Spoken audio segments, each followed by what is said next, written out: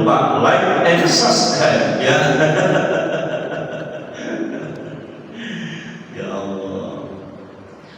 Ketika Rasulullah dan Abu Bakar berada di Gua Hira, di Gua Sur, terlebih dahulu Abu Bakar sudah memerintahkan anaknya Asma ta'tihima bil-ta'am untuk ngirimin makanan bekal.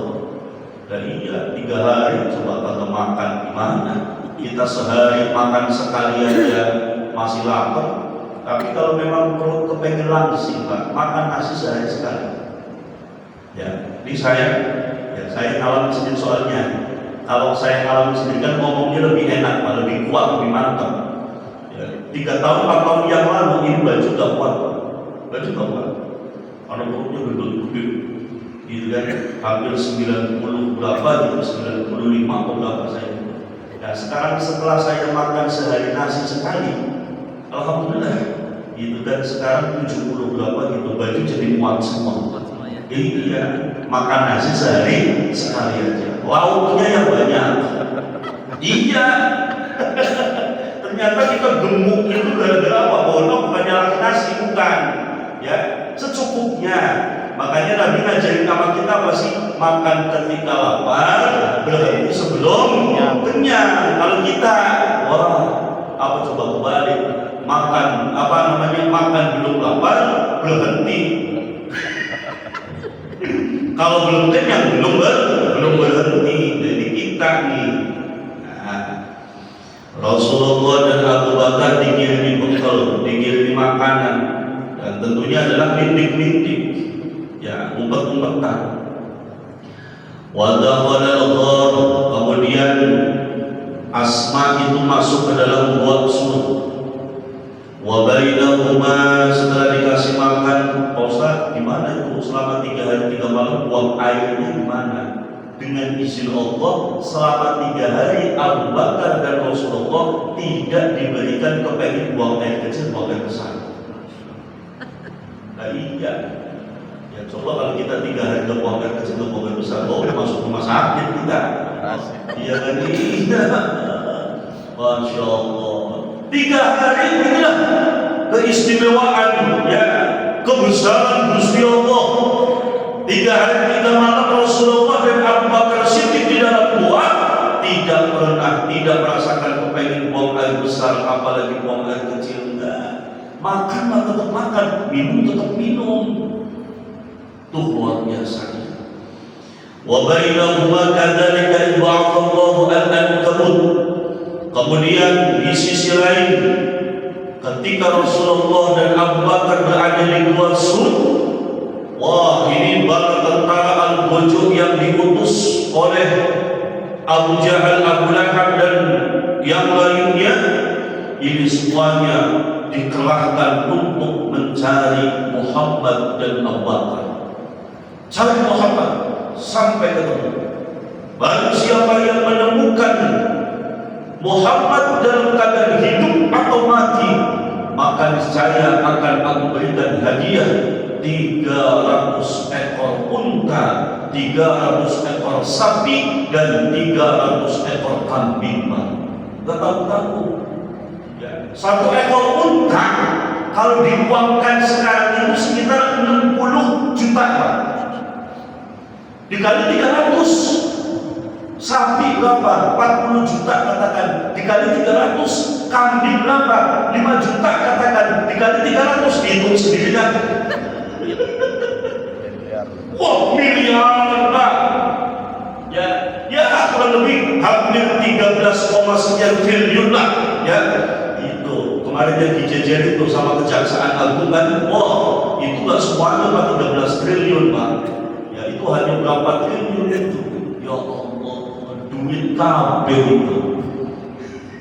Kita lihat di TV itu kayak gamelan ya Pak. Karena kalau kita lihat TV itu kan di berita kayak gamelan, ya Allah, duit segitu banyaknya, ini kan. Iya, langsung kita ngomong itu 1 kantong lemparin apa ke sini? Ya Allah.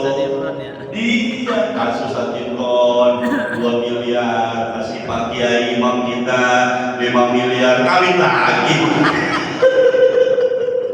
Ya guyon ya. biar nggak ngantuk ya. Iya, iya. Namanya ngaji sejarah mah begini Pak. Iya. Iya, beda kalau lama ngaji fikih ya, fokus kita. Ya Allah, baik. Kemudian setelah itu ya Rasulullah berada di dua sur dan Abu Bakar. Keduanya dalam riwayat itu apa namanya? Allah turunkan kesejukan, tidak ada panas, tidak ada sumuk, tidak ada gelap, tidak ada. Padahal di dalam itu tidak ada kipas angin, tidak ada alat untuk mendinginkan badan, tidak ada. Tapi luar biasanya seperti itu. Kemudian Allah mengutus Al-Ankabut, Allah mengutus yang namanya apa namanya laba-laba, Spiderman. Nah, Spiderman ini ya, laba-laba. Yang mana laba-laba ini ketika Rasulullah masuk ke dalam gua Sur, kondisinya rusak, ya jari-jarinya rusak, kemudian diperintahkan oleh Allah, hei laba-laba, itu mulut gua tolong dirapatin lagi. Tentunya adalah perintah Allah, dirapatin lagi.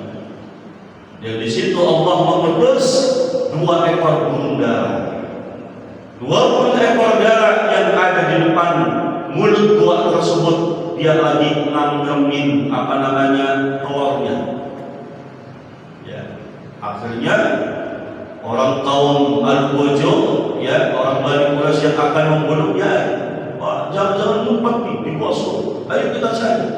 Keliling, melihat, sebagian ada yang mengatakan, ya kita masuk aja ke gua. Akhirnya di situ ada yang ngomong, bagaimana mungkin Muhammad dan Abu Bakar masuk sedangkan di situ masih ada laba-laba. Seandainya Muhammad dan Abu Bakar masuk, tentunya jaring laba-laba itu akan rusak. Dan itu masih betul, gitu kan?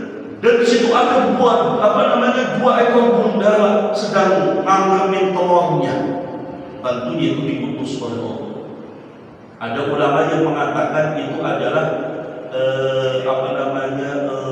malaikat yang Allah turunkan yang menjelma menjadi laba-laba. Ya, saya baca dalam keterangan itu, yang namanya ulama ahli sejarah, ya boleh-boleh saja, ya ra'yun, pendapat ulama, gitu kan. Jadi malaikat itu yang Allah turunkan. Jadi laba-labanya itu berupa malaikat. Cuman matanya orang kafirnya itu dihitamkan, tidak melihat, tidak ditampakkan. Jadi melihat seakan-akan itu adalah laba-laba dan burung dara, padahal bukan, itu adalah malaikat. Setelah itu mereka pun pergi meninggalkan, sedangkan di dalam gua tersebut وستر رسول الله وأبا بكر وأمر الله وحمامتين وخشيتين فأقبلت الثانية حتى وقعت بين العنكبوت وبين الشجرة.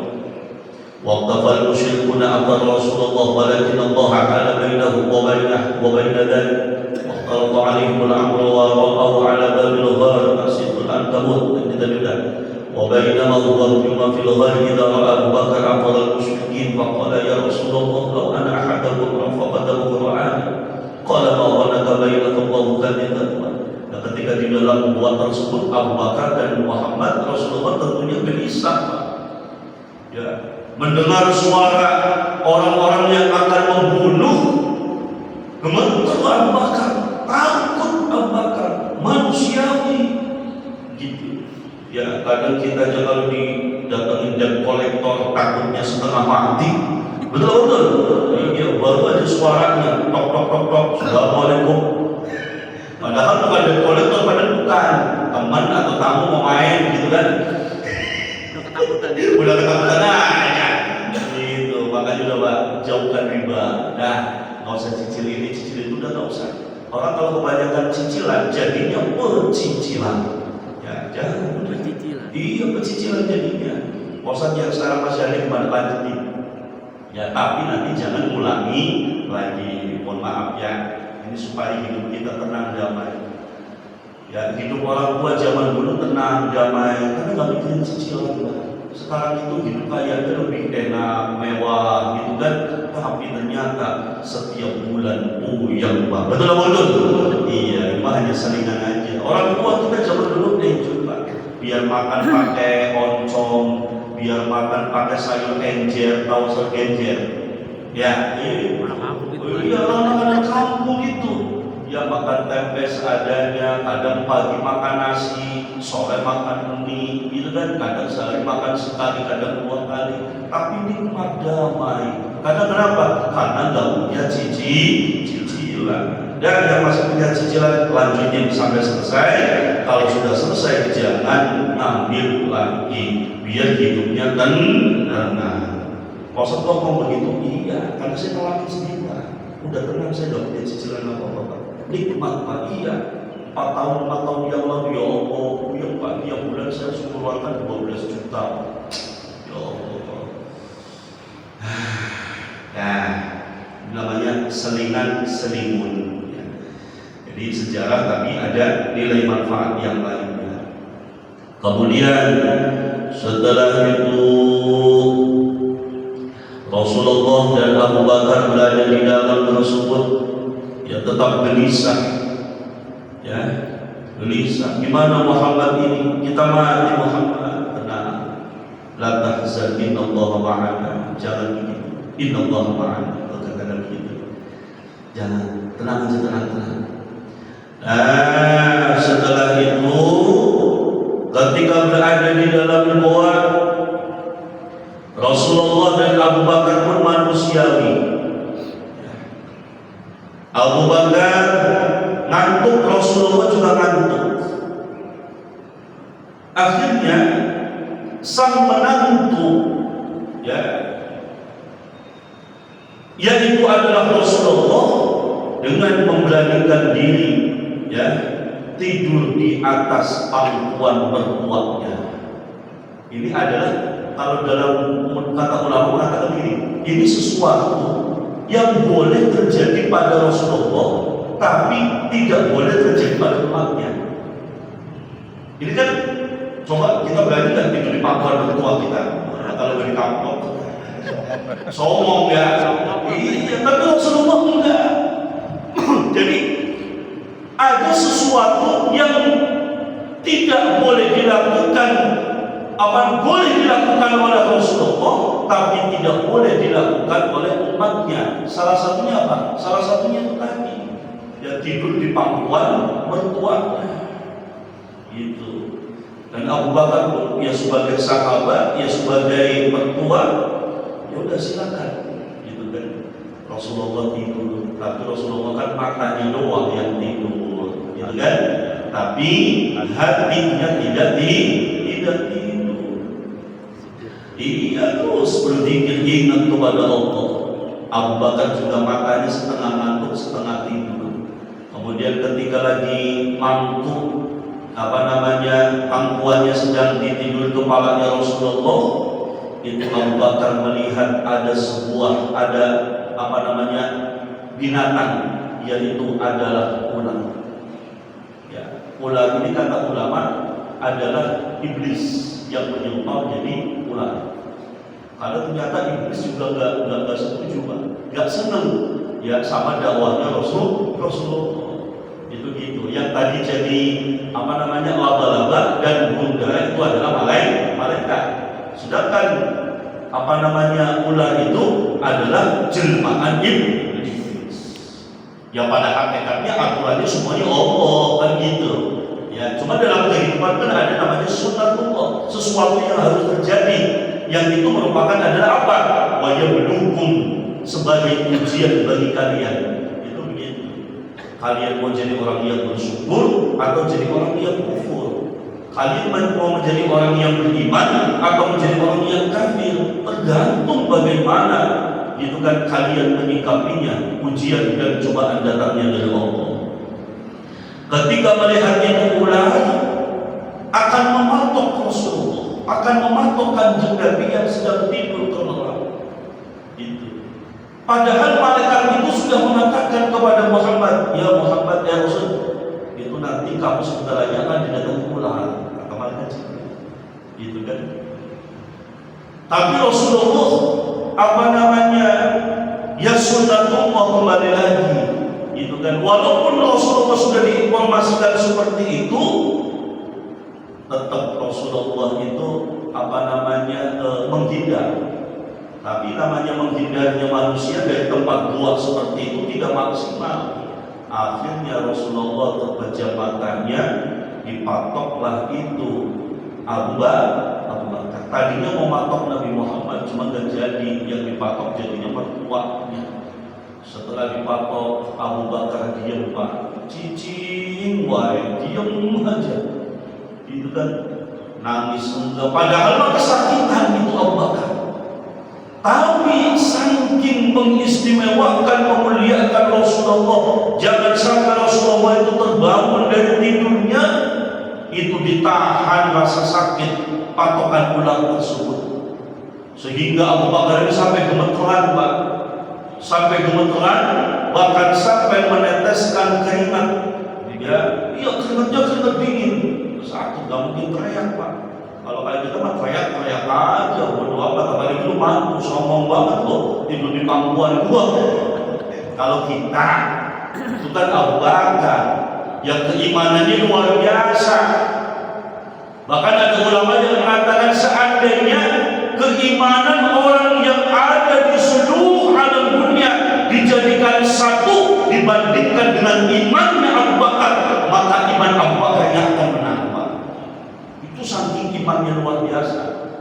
Ya Allah, seluruh dunia kalau imannya manusia dijadikan satu, maka iman orang yang ada di dunia ini kalah, masih menang imannya Abu Bakar. Ya Allah. Akhirnya Abu Bakar ini meneteskan keringat, bahkan dalam riwayat meneteskan air mata, sehingga mengenai pipinya Rasulullah terbangun. Ya, iya. Rasulullah terbangun. Ada apa tadi? Hujan ini? Ada hujan. Itu kan. Kenapa? Karena tetesan keringat dan air matanya Abu Bakar. Loh, kenapa engkau menangis? Wahai bapak, wahai mertua, wahai sahabatku, apa yang kau nangiskan? Maaf ya Rasulullah, saya dari tadi nahan sakit dipatok ular. Ya Allah. Akhirnya Rasulullah bangun, langsung mukjizatnya, salah satu mukjizatnya Rasulullah dikeluarkan di situ. Rasulullah langsung tangannya, mohon maaf, kaki yang tadinya dipatok sama ular langsung diludahi sama Rasulullah. Cih! Ya, ludahnya Rasulullah sudah baunya wangi dan itu mustajab, mengandung obat. Ya, kalau ludahnya kita, ya bukan obat lagi, ya memang benar obat mati. Ya Allah, akhirnya diludahi oleh Rasulullah, diusap sama Rasulullah, itu langsung seketika juga sembuh. Ya, Rasulullah itu yang luar biasa. Setelah berada di dalam gua, setelah 3 hari 3 malam lamanya, kemudian orang kaum Bani Quraisy Al-Buju yang akan membunuh Abu Bakar dan Rasulullah terutama, mereka meninggalkan kota Makkah. Mereka menyari di sekeliling Makkah. Kemudian kondisi sudah aman, Rasulullah pergi meninggalkan Gua Sur. Ya, ditinggalin itu Gua Sur. Ayo Abu Bakar, kondisi kalian sudah aman. Ayo kita pergi, kita meninggalkan kota Makkah ini. Setelah meninggalkan kota Makkah, berjalanlah Rasulullah, ya, dari kota Mekah menuju kota Madinah. Kota Mekah dan kota Madinah itu ditempuh oleh Rasulullah jalan kaki, Pak. Dalam riwayat ada yang mengatakan ketika di perjalanan Rasulullah itu menggunakan onta. Ya, ada ulama yang mengatakan menggunakan keledai. Ya, banyak berbagai macam. Yang pendapat ulama mengatakan kendaraan yang digunakan oleh Rasulullah ketika hijrah dari Mekah menuju Madinah. Setelah di perjalanan, tentunya di perjalanan ini banyak tantangan, banyak ujian, bahkan di antara para sahabat ada yang meninggal dunia. Jauh Pak, Mekah Madinah kalau jalan kaki itu jauh, kayak Jakarta sampai ke Semarang. Waduh, Jakarta Semarang, kalau sekarang mah enak, itu kan pakai kereta cepat, pakai mobil dan jalan kaki coba. Ya dari sini sampai Bekasi juga kapan kita, ya. Nah, ketika di perjalanan banyak sahabat yang gugur, yang meninggal dunia karena kelelahan, karena pencapaian, ya, akhirnya dikubur di situ. Setelah itu singkat riwayat, singkat cerita pun Rasulullah Shallallahu Alaihi Wasallam sampai di kota Madinah. Nah, singkat riwayat, singkat cerita. Kalau saya baca takmirnya panjang. Setelah itu berada di kota Madinah, sebagian sahabat sudah ada di Madinah. Ya, contoh kayak Umar, Utsman, Zubair bin Awam, Abdullah bin Harisah, dan sahabat-sahabat yang lain sudah pada ada di Madinah. Terlebih dahulu sudah nyampe mereka di Madinah dan koordinasi dengan orang-orang yang ada di kota Madinah yang sudah memeluk agama Islam, yang disebut adalah kaum Ansor, penduduk asli Madinah yang beriman, percaya, yakin kepada Rasulullah. Ketika Rasulullah sampai di hadapan kota Madinah, di situ ya, walaupun belum ada handphone, belum ada HP, gak ada WA, tapi mereka sudah berfirasat di sebentar lagi Muhammad dan sahabat yang lain akan sampai ke Madinah. Dilihat dari ujung, ya, Mekah Madinah itu kan banyak kan pada pas depan, jadi baginya rata. Nah, kelihatan dari arah jauh berapa kilo aja kan kelihatan itu kayak rombongan Muhammad itu. Ayo kita siap-siap. Ya, panggil tim berbana. Panggil tim berbana. Hadroh, tim hadroh panggil.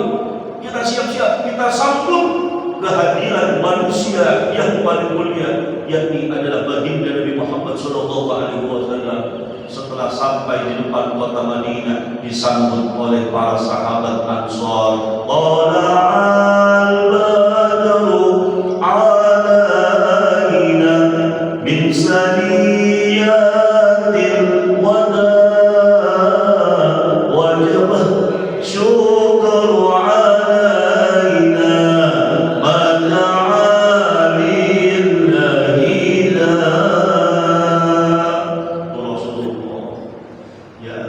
sekarang digunakan untuk apa? Untuk pengantin pria datang, ya kan? Ya boleh-boleh aja sih, nggak apa-apa. Tapi memang lebih etis itu ini ketika seorang mubaligh, seorang kiai baru datang, gitu kan, disambut. Ya kalau ada kiai, ada ini penceramah disambut dengan baik. Tadi itu juga ada tamu disambut dengan baik. Itu disuguhin kopi, teh, rasanya dari dulu air putih. Ya Bang Awai ya? Ya Bang Awai? Ya nanti, tenang aja Bang Awai, ketan, biasa ketan Bang Awai. Kali kopi susu. Ya udah habis tenang. Baik. Setelah Rasulullah berada di Madinah, ya Rasulullah mengenakan sebuah unta, yang kemudian untanya ini, wah, para sahabat Ansar ini mengatakan kepada Muhammad Rasulullah, Rasul Muhammad, tinggal di tempat saya aja, makanan, minuman, tempat tinggal saya sudah rapi, sudah bersih. Udah silakan Pak Jenderal tinggal di rumah saya aja. Wah, banyak berumur, Muhammad di rumah saya aja, Muhammad di rumah saya aja. Kepengen ditempatin Rasulullah, belum pun Pak. Ya, kalau kayak kita zaman sekarang, wah, pilih yang paling mewah. Wah, mana nih? Yang ada AC-nya, AC-nya jangan setengah PK, yang 2 PK. Gitu kan? Kalau setengah PK nggak dingin. Apalagi seperempat PK, nggak ada seperempat PK, nggak ada. Adanya 3/4 PK. Cari yang 2 PK.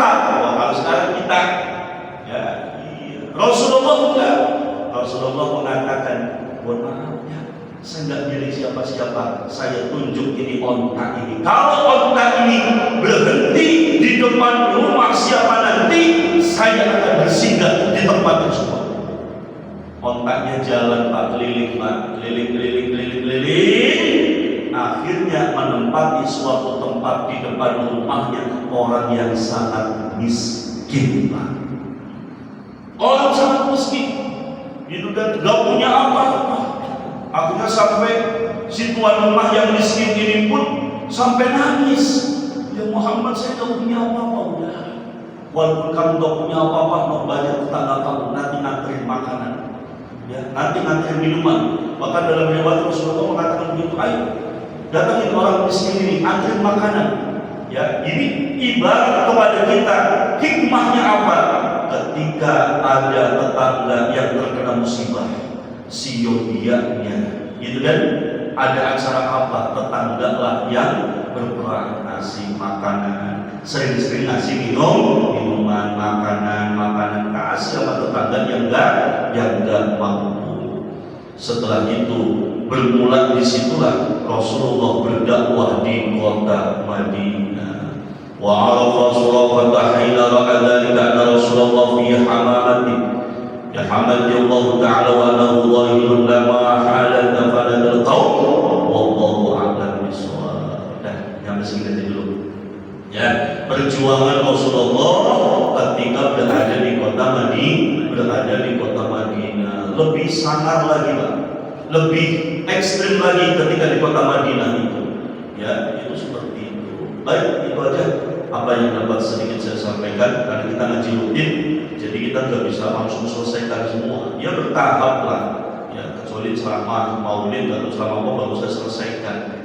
Karena kita ngaji rutin, jadi sampai di situ saja. Sampai Rasulullah berada di kota Madinah. Al-Fatihah. A'udzubillahi minasyaitonir rajim. Bismillahirrahmanirrahim. Alhamdulillahi rabbil alamin arrahmanir rahim maliki yaumiddin iyyaka na'budu wa iyyaka nasta'in ihdinas siratal mustaqim siratal ladzina an'amta 'alaihim ghairil maghdubi 'alaihim waladdallin. Amin. Kita baca Fatihah.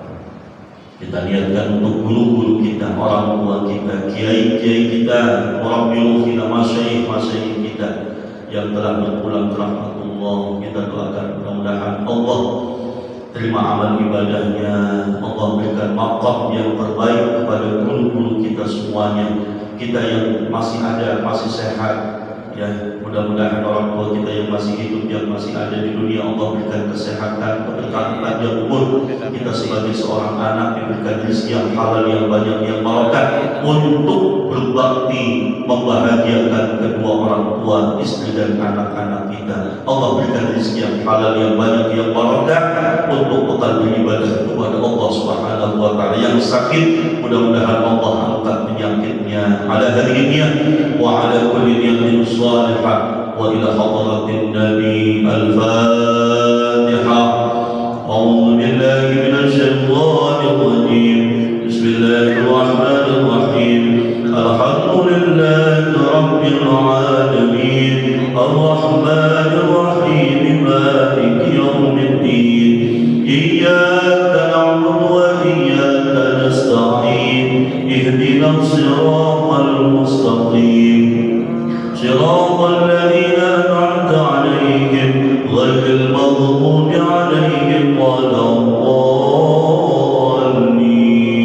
Amin. Astaghfirullahaladzim. Astaghfirullahaladzim. Walhamdulillah ya maulana ya ma'bud. Allahumma shalli ala Muhammad wa ala ali Muhammad. Amin. Alhamdulillahi rabbil alamin. Hamdan yuwaffiqu wa yukafi'u mazidah.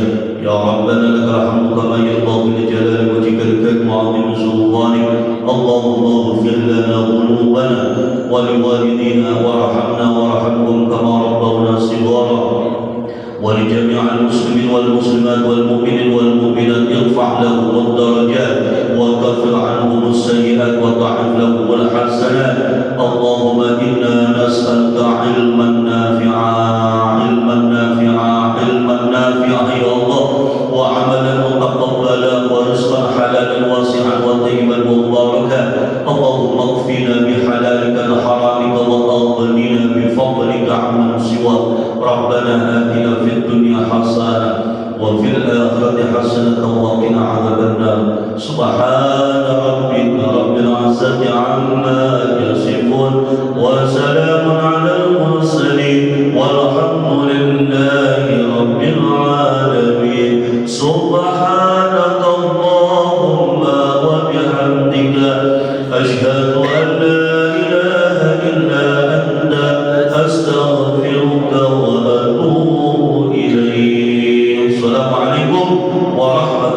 warahmatullahi wabarakatuh. Sallallahu